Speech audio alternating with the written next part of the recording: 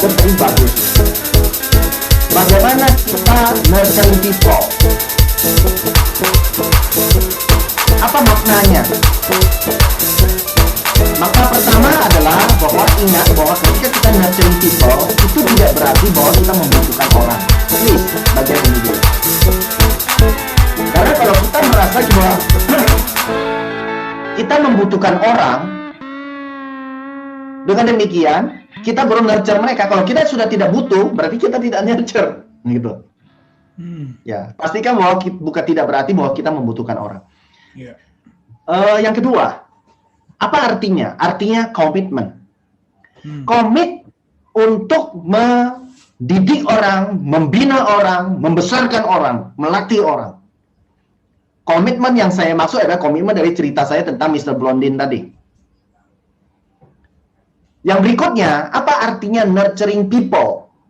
Nurturing people artinya mengasihi orang tanpa syarat. Wow. Jadi kita tidak melihat latar belakang yang beragam, kita bisa sebutkan suku, agama, ras, termasuk juga status sosial, status ekonomi, dan sebagainya. Jadi setiap orang, kita siap untuk nurture mereka. Karena apa? Karena kita mengasihi mereka. Seperti cinta kasih Tuhan Yesus kepada kita. Yang terakhir, nurturing people itu artinya lifting people to a higher level. Mengangkat orang ke level yang lebih tinggi. Kalau tadi saya bicara masalah leveling kepemimpinan. Sekarang tugas tanggung jawab saya adalah di dalam Gema Suara Biblika ini menolong seluruh pendengar setia, sahabat-sahabat untuk lifting, naikkan level kepemimpinan para sahabat. Nah, ini tidak banyak para pemimpin punya mentalitas ini. Komit, kemudian mengasihi, dan membesarkan orang. Demikian, brother. Iya, itu poin yang sangat bagus. Hari ini kan kita sebenarnya merayakan satu hari ibu ya. Betul sekali. Tanggal 22 Desember ini. Jadi sebenarnya contohan seorang ibu adalah contohan yang baik ya, yang juga sebenarnya satu sosok yang sangat perhatian, sangat benar-benar kepada anak itu seperti punya dari nalurinya tuh besar gitu. Jadi, betul. Bagaimana kita bisa mengambil contohan seorang ibu ini dalam hal kepemimpinan yang menurture nih, brother Sunjoyo? Iya. Para ibu yang hebat itu punya beberapa karakteristik. Kita sebutkan saja karakteristiknya, nanti kita kaitkan dengan bagaimana peran kita sebagai seorang influencer untuk bisa nurture people. Nah, ibu itu taking care for her child. Dan peduli. Anaknya kalau nangis, gitu, langsung bergerak gitu. Meskipun capek, tengah malam lagi tidur, dan dia sangat aware. Dan sangat memberikan perhatian kebutuhan terhadap sang bayi. Kemudian yang kedua, sang ibu memproteksi. Itu sebab sang ibu punya banyak sekali pakaian-pakaian bayi yang dipersiapkan yang kering. Ketika sang bayi pipis di celana, pampers, dan sebagainya, segera diganti kalau sudah waktunya. Dan kita lihat betul-betul diproteksi. Kalau dingin dikasih pakaian musim dingin. Saya ketika berada di New York, itu saya lihat bayi didorong oleh sang ibu itu betul-betul dibungkus, dibundel. Tapi hanya tinggal sedikit yang ada di mukanya, dan mukanya merah-merah begitu. Dan saya lihat ibu itu sangat telaten gitu loh. Untuk memproteksi anaknya supaya tetap survive di tengah-tengah cuaca yang sangat dingin, -2. Kemudian sang ibu juga memberikan makan dan nutrisi yang cukup. Dia tahu bayinya butuh susu, tidak bisa makan nasi, maka dia berikan susu. Berikan makanan-makanan yang betul-betul bisa dicerna dengan baik dan makanan-makanan yang penuh dengan nutrisi yang baik. dan diberikan pada waktunya. Dan itu tidak gampang, betul-betul butuh kesabaran luar biasa. Kadang-kadang anak-anak yang dikasih makan dan mau makan, dan ibunya tahu bahwa dia harus makan dengan berbagai cara dipikirkan untuk supaya anaknya bisa tetap makan. Nah, seringkali kita sebagai seorang pemimpin, apa yang kita lakukan? Ketika kita mau kasih makan, orang nggak mau kasih makan, ya sudahlah. Mau makan, nggak, sudah. Gitu. Yang berikutnya, sang ibu itu ketika melatih anak-anaknya, sejak belum bisa apa-apa, hanya bisa menangis, membalikkan badan belum bisa. Ketika anaknya mulai belajar mau membalikkan badan, ibunya memberikan encourage yang luar biasa. Ketika anak-anaknya mulai merangkak, diberikan encourage yang luar biasa untuk terus bisa merangkak. Ketika mulai berdiri, diberikan encourage yang luar biasa untuk bisa berdiri. Ketika sudah bisa berjalan, diberikan encourage yang luar biasa untuk dia bisa berjalan dengan baik. Dan satu hari, anak ini mungkin menjadi pemegang medali Olimpiade lari tercepat di dunia. Kemudian, seorang ibu juga make sure that needs meet. Memastikan bahwa kebutuhan sang bayi itu tercukupi. Kita juga harus sebagai seorang pemimpin harus memastikan bahwa kebutuhan orang-orang yang kita pimpin tercukupi. Kebutuhan orang-orang sekitar kita yang mungkin kita bisa berbagi atau kita bisa menggerakkan orang lain untuk berbagi tercukupi. Dan yang berikutnya, sang ibu punya kasih tanpa syarat, unconditional love. Ketika dia mengasihi sang bayi, dia tidak mengharapkan satu hari sang bayi itu akan menghidupi dia dan menjadi tulang punggung bagi dia. Sang ibu pada saat melakukannya itu dengan ketulusan luar biasa, mengasihi, dan dia menjalankan panggilan ini, itu dari inside. Dan kita lihat kasih itu, kalau kasih yang sempurna adalah kasih tanpa syarat. Kasih agape. Kemudian, sang ibu juga wanting to strive. Ingin terus berjuang, apalagi di masa sulit. Anak sedang dalam kondisi kurang sehat, atau harus mencari nafkah mungkin. Beberapa ibu harus hidup sendiri karena ditinggal oleh sang bapak dari bayi ini. Dan sang ibu selalu berjuang untuk bisa memenuhi seluruh kebutuhan sang bayi, termasuk kebutuhan pribadi. Dan kita lihat seorang pemimpin yang nurture people itu butuh kesabaran, butuh daya juang, butuh perhatian, butuh cinta, butuh memikirkan bagaimana memproteksi orang-orangnya, butuh memberikan encouragement dan memastikan seluruh kebutuhannya tercukupi. Dan seringkali harus melewati batas-batas kemampuan yang selama ini dia pernah lakukan, dan dia mulai masuk pada hal-hal baru yang belum pernah diinjak. Saya pikir ada kesamaan yang besar antara seorang ibu yang hebat dengan seorang pemimpin yang hebat ketika nurtures people. Demikian, brothers. Iya, betul sekali, brother. Walaupun artinya kan tidak semua dalam segi nalurinya iya, walaupun dalam perjalanannya ya tidak semua juga bisa menghasilkan pemimpin-pemimpin yang hebat ya.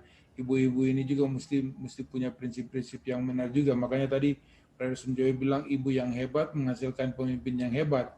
Jadi artinya ada hubungannya juga gitu. Tapi ini di sini juga mungkin tadi Brother Sunjoy sempat bicara tentang bagaimana kasih ya. Salah satu kasih itu memberi ya. Jadi bagaimana ini sebenarnya menjadi influencer ini salah satunya juga punya hati atau punya jiwa yang memberi, ya. Gimana, brother, bisa menyingkapi ini, brother? Ya, kalau kita bicara tentang influencer, kita ingin menjadi influencer sejati, bukan sekedar influencer yang sembarangan memengaruhi orang. Apa tanda yang paling dominan dimiliki oleh seorang influencer sejati? Yaitu dia sebagai giver, bukan sebagai taker. Dia adalah pemberi, bukan perampok. Oke. artinya seorang influencer harus jadi pemberi. Kalau saya analogikan antara danau, waduk, dan sungai. Sungai itu ketika dia menerima dari hulu air, dia tidak pernah menyimpan. Dia selalu rilis, selalu alirkan. Sehingga di sungai airnya tidak pernah busuk. Karena apa? Airnya selalu baru. Apa yang dia dapatkan, dia alirkan. Dia menjadi saluran. Meskipun risikonya adalah sungainya nanti akan berubah-ubah bentuk. Sekarang belok-belok ke kanan, nanti lama-lama karena airnya kencang dan sebagainya jadi berbelok ke kiri, macam-macam. Airnya itu terus berubah sepanjang masa itu.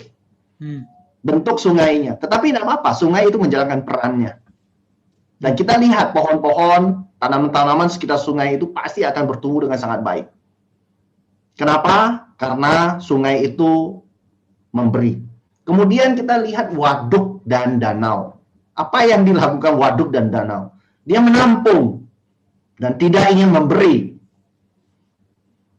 Itu sebab waduk dan danau sifatnya adalah meminta.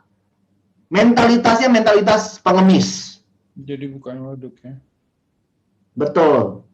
Nah, kita harus menjadi pemimpin tipe sungai. Jangan tipe waduk atau tipe danau.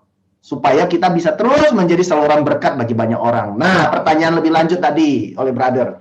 Bagi seorang nurturing influencer adalah seorang yang terus memberi. Caranya bagaimana?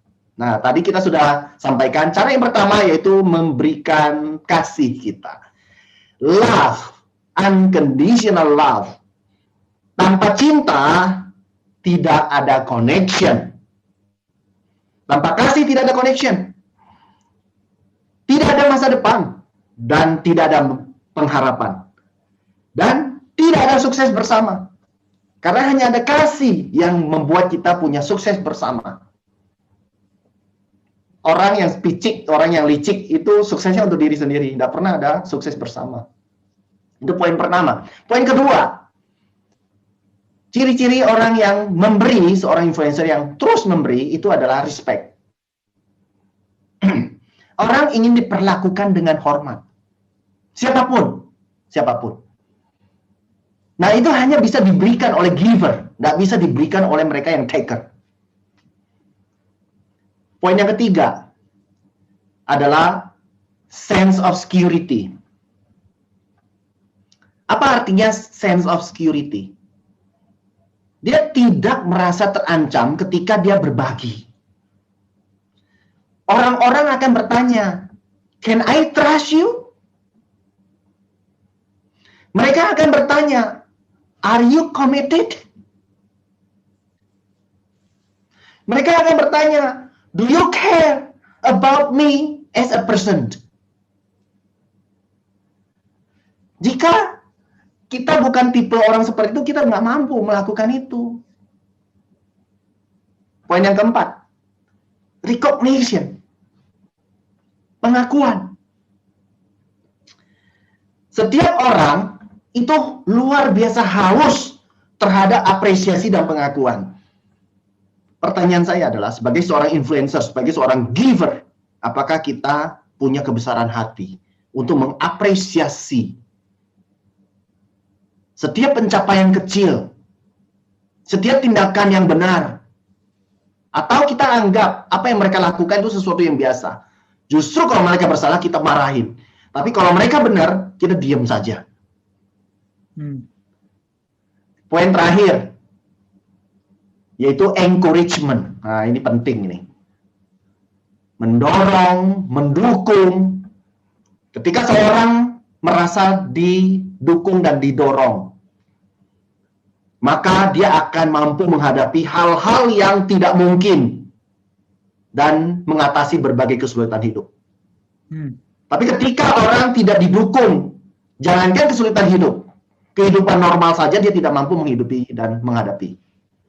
Dan saya pikir kita perlu berpikir ulang untuk menjadi orang-orang yang terus memberi kasih kita, respect kita, sense of security kita tidak terancam, dan kita betul-betul bisa dipercaya, dan kita komit, bukan hanya service dari bibir, tapi betul kita lakukan.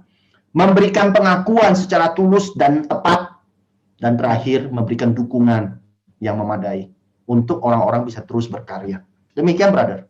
Iya, saya merasakan juga berpindah-pindah di beberapa negara, bertemu dengan banyak anak-anak muda, berkesempatan untuk bisa berbagi dengan mereka, dan banyak hal yang sebenarnya membuat rasa sukacita juga ya melihat anak-anak muda ini bertumbuh. Mungkin nggak semua, nggak banyak, tetapi dari beberapa itu mereka bisa merasakan akan pengaruh yang kita berikan. Tapi artinya dalam segi itu saya bisa rasakan, tapi dari segi kira-kira yang bisa Brother Sunjoy bantu pendengar, apa yang sebenarnya diperoleh oleh orang-orang yang kita nurturing ini gitu, secara teoretikalnya dan juga secara luas.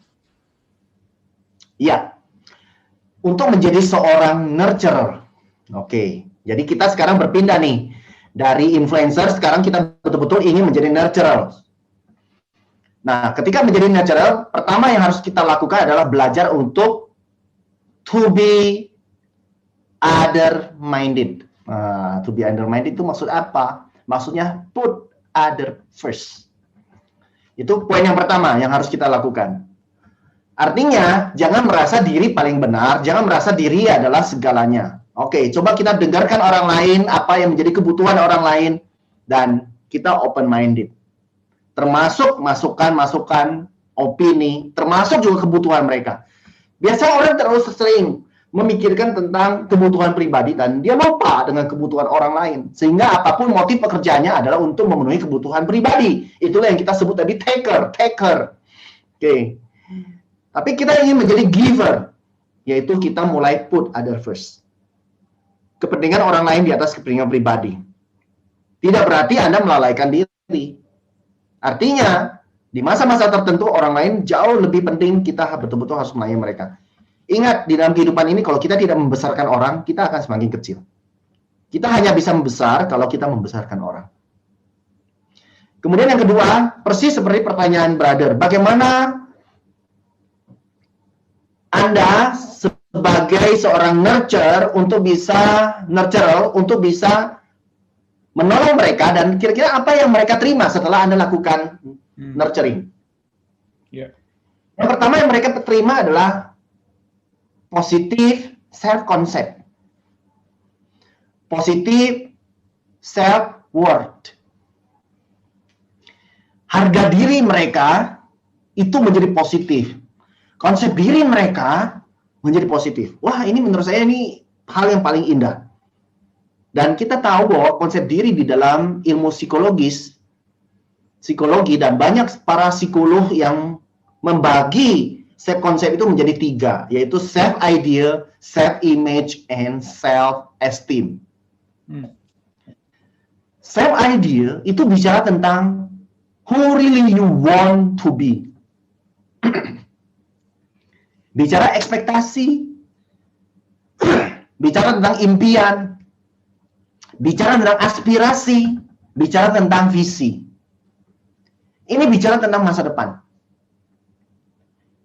Kalau kita tidak pernah membuka pikiran dan telinga kita untuk mendengarkan apa yang mereka butuhkan, tentu kita tidak bisa menolong mereka, memotivasi mereka. Tetapi kalau kita membuka telinga kita, pikiran kita untuk mendengar apa yang menjadi kebutuhan mereka, maka kita bisa memberikan support. Dan kita bisa membesarkan hati mereka ketika mereka sedang terpuruk. Yang kedua, self-image. Banyak sekali anak-anak muda, termasuk orang dewasa, yang punya masalah tentang self-image.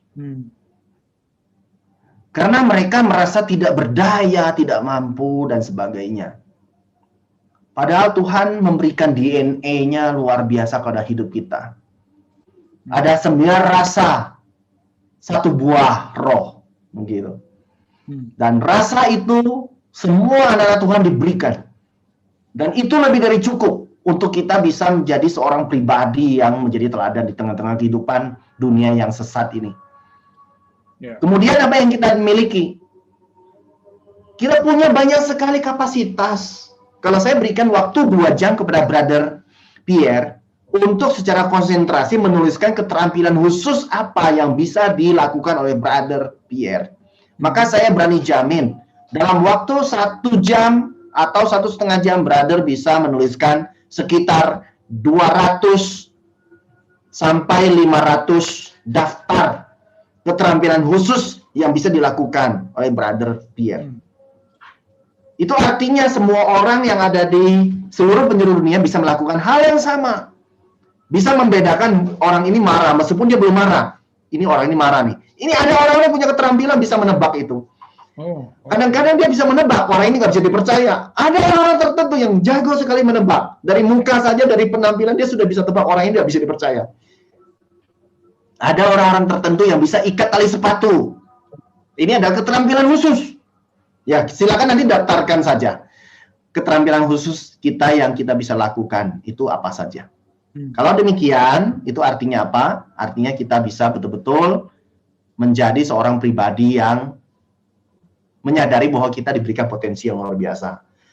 Kita tahu apa yang terjadi hari ini. Dan kita bercermin, kita tahu bahwa kita berharga. Kita bercermin bahwa kita adalah orang baik. Loh, kemarin-kemarin yang saya lakukan tidak baik. Itu sebenarnya bukan sejatinya saya. Sejatinya saya adalah orang baik. Orang yang sesuai dengan gambaran Sang Khalik. Kita adalah diciptakan sesuai dengan rupa dan gambar Sang Khalik dari sifat-sifat ilahi Sang Khalik. Ini harus kita sadari sebagai seorang pribadi yang punya self image yang benar. Dan kalau kita sudah punya self image yang benar sekarang, maka kita akan lebih mudah untuk melangkah. Yang terakhir, self esteem.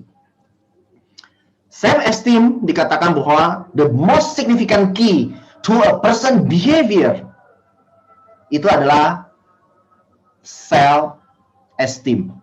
Self esteem ini adalah emotional side. Jadi sisi emosional. Apakah saya berharga? Apakah saya bernilai? Nah, perasaan-perasaan kita terhadap bahwa kita berharga dan kita bernilai ini penting. Sehingga kita perlu katakan pada diri kita bahwa kita itu berharga di mata Tuhan. Memang Alkitab juga ngomong bahwa engkau berharga di mataku. Dan kita harus sadari, kalau sudah Tuhan yang mengatakan kita berharga di mata Tuhan, kalau ada orang lain yang mengatakan bahwa kita tidak berharga, lupakan saja. Yang Tuhan saja ngomong kita berharga kok. Menurut saya itu lebih dari cukup. Keluarga kita kalau merasa diri kita tidak berharga, mana lebih besar antara bapak, ibu, keluarga kita, orang-orang sekitar kita dengan Tuhan? Lebih besar Tuhan. Dan Tuhan katakan engkau berharga di mataku. Itu sebab aku mengasihimu. Luar biasa. Itu poin yang pertama tentang positif self-worth atau self-concept, brother. Yang kedua adalah sense of belonging. Mereka akan merasakan sense of belonging. Mereka akan merasa mereka memiliki orang yang mengasihi mereka, yang percaya kepada mereka.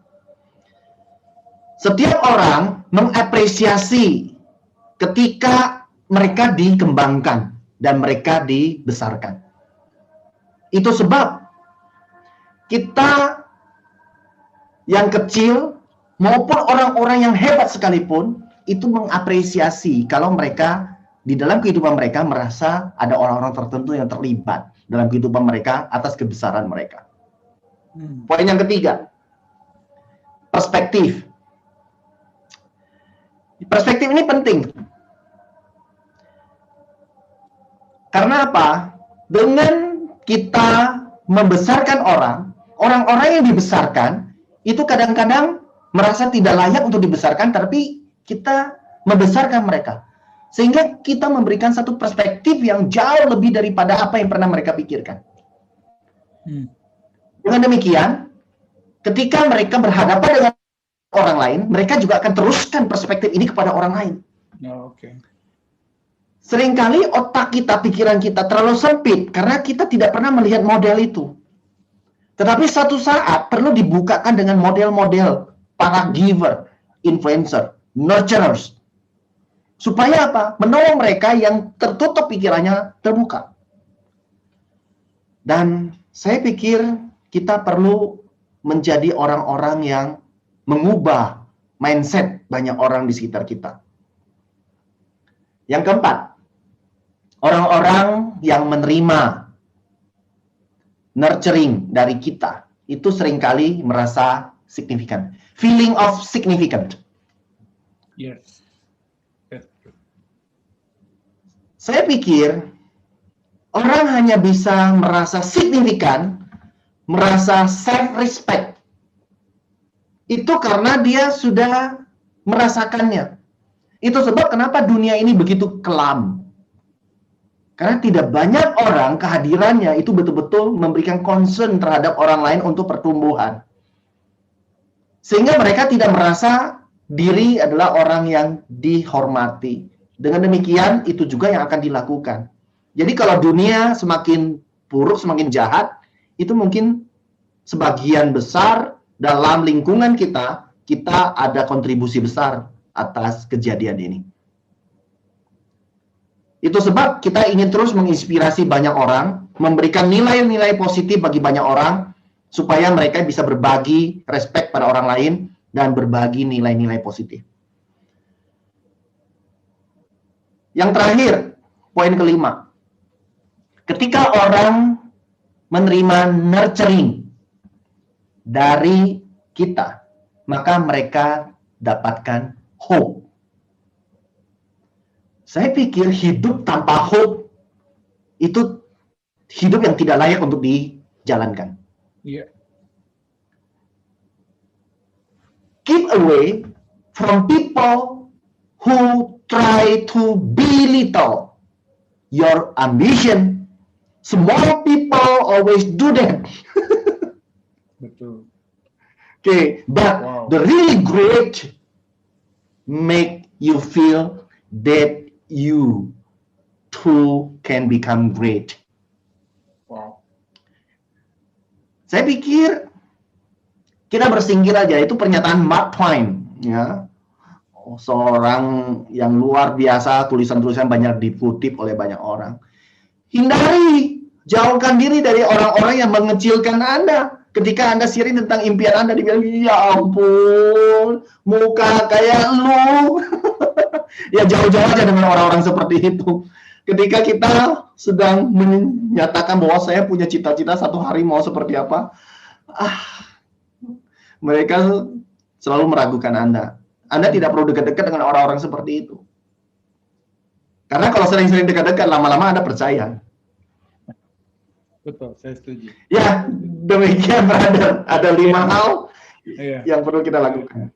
Mungkin yang terakhir nih, brother Sunjoyo, kan nggak semua orang bisa, mereka mau, tetapi mungkin mau peduli, mau concern, tapi nggak menjadi semacam conviction mereka, sehingga akhirnya mungkin tidak konsisten. Bagaimana supaya jadi natural gitu, maksudnya menjadi kebiasaan. Good. Pertanyaan yang sangat bagus. Bagaimana menjadi seorang natural? Oke.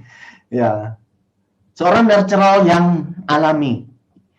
Sebenarnya untuk menjadi seorang natural, kita semua sudah dianugerahkan oleh Tuhan bahwa kita itu otomatis secara naluri ya, itu cukup aktif untuk bergerak untuk membantu orang lain. Nah, saya kasih contoh sederhana. Ketika Bapak Ibu dan sahabat muda yang mendengarkan channel kita ini, lihat seorang ibu yang terpleset jatuh karena licin. Apa yang Bapak Ibu lakukan? Kita secara naluri ya, itu pasti terdorong tanpa bertanya, tanpa lihat warna kulit. Kita terdorong untuk membantu sang ibu untuk berdiri dan tanyakan apakah dia terluka atau tidak, apa yang bisa Anda bantu. Dan hal-hal seperti ini saya ketemukan di seluruh budaya, di seluruh dunia. Oke, pertanyaannya adalah bagaimana kita bisa menjadi seorang natural yang alamiah, yang natural. Poin pertama yang harus kita lakukan adalah commit to them. Berkomitmen. Tadi saya sudah katakan, komitmen itu bicara masalah faith, bicara masalah belief, bicara masalah action. Komit kepada mereka. yang Anda ingin nurturing. Kemudian yang kedua, believe in them. Kalau kita tidak percaya kepada mereka, sementara mereka juga tidak percaya diri, habis sudah. Ketika mereka belum percaya, dan kita sudah percaya, ini adalah anugerah terbesar. Sebelum mereka percaya diri, kita sudah percaya pada mereka. Wow. Sebelum mereka berprestasi, kita sudah percaya kepada mereka bahwa someday Anda akan menjadi orang besar. Saya pikir ini adalah hadiah terindah yang pernah diterima oleh seluruh orang hebat di dunia. Dan saya membaca kisah-kisah orang hebat. Di balik itu selalu ada orang-orang tertentu yang menginspirasi mereka, yang membuat mereka menjadikan impian menjadi kenyataan. Yang ketiga adalah be accessible to them. Nah, seringkali kita tidak bisa dijangkau, tidak bisa disentuh. Ketika mereka butuh, jerit-jerit, kita nggak ada. Ketika mereka nggak dibutuhkan, ada, tapi justru datang minta pertolongan. Jadi kita ini sebagai keset. Kalau butuh, kita didatangi. Kalau nggak butuh, kita nggak didatangi. Nah, ini juga yang terjadi kalau orang-orang tertentu, para sahabat pendengar, itu mendapatkan telepon orang tertentu, langsung malas ngangkat. Karena Anda tahu orang ini, ketika ngangkat, ini pasti ada maunya. Ya, begitulah dunia. Ya, tetapi kita ingin menjadi orang yang bisa diakses. Itu artinya apa? Ketika mereka membutuhkan pertolongan, bisa diakses. Kalaupun kita tidak bisa bantu secara materi, tapi kita memberikan support, membesarkan hati. Memberikan apa yang kita punya. Kemudian yang berikutnya adalah give with no strings attached. Artinya apa? Ketika kita memberi, jangan minta harus ada balas budinya. Ini bicara genuine love. Kasih agape. Kasih tanpa syarat. Kemudian yang berikutnya, give them opportunities. Nah, kebiasaan kita adalah give them problems. Oke. Yang kita kasih bukan kesempatan, yang kita kasih adalah masalah. Supaya apa? Supaya bisa mereka bantu kita mengatasi masalah kita yang banyak. Jadi kita kasih-kasih, bagi-bagi masalah kita. Tapi kalau ada peluang, nggak pernah dikasih. Nah, itu juga mentalitas orang-orang seperti itu tidak layak menjadi pemimpin. Wow. Kita kasih peluang terbesar.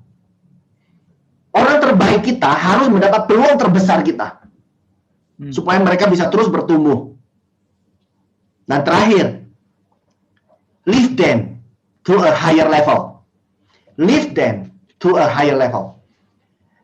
Angkat mereka ke level yang lebih tinggi. Supaya mereka bisa menjadi orang yang lebih baik, mendapatkan pendapatan yang lebih baik, menjadi seorang pemimpin yang lebih baik, dan menjadi seorang yang punya dampak lebih dahsyat. Kasih kesempatan kalau Anda punya kekuasaan atau otoritas untuk memberikan. Tentu kepada yang Anda sudah persiapkan. Dan Anda harus pastikan mereka memiliki kapasitas 85% untuk menduduki posisi-posisi yang Anda berikan.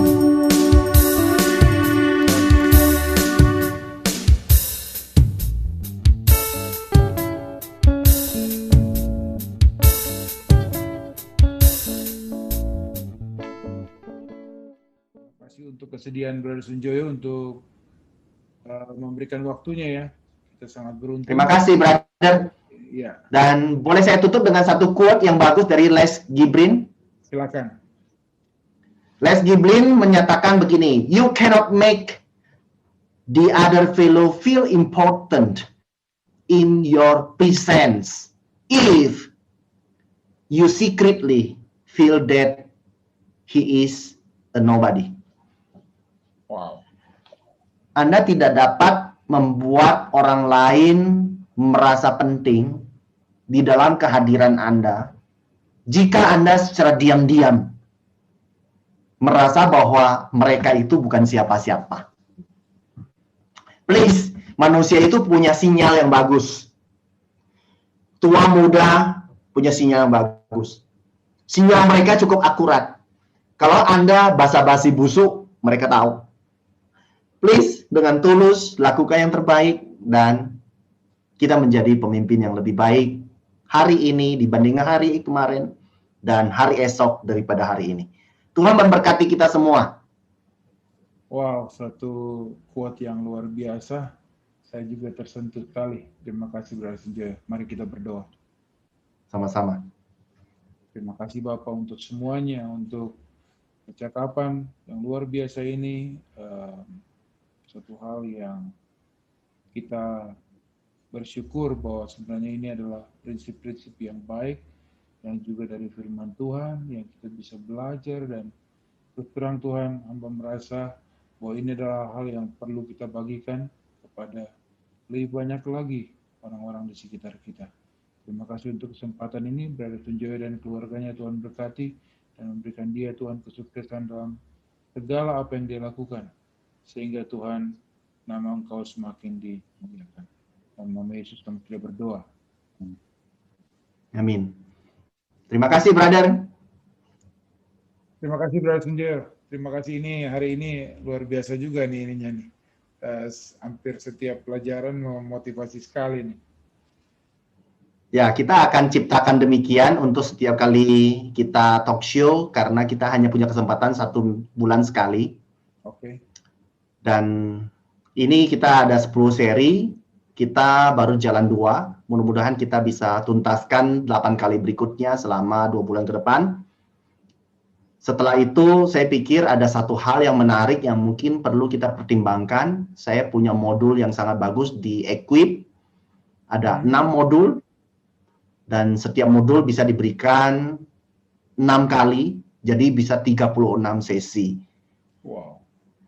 Jadi saya sudah siapkan itu, silakan nanti kita bisa coba pikirkan sama-sama, mau launching yang mana dulu, supaya kita bisa memperlengkapi anak-anak muda, para pendengar Gema Suara Biblika, supaya mereka bisa terus bertumbuh dan berdampak luar biasa bagi komunitasnya, membesarkan orang-orang, dan mereka bisa menikmati finishing well ketika Tuhan panggil kembali.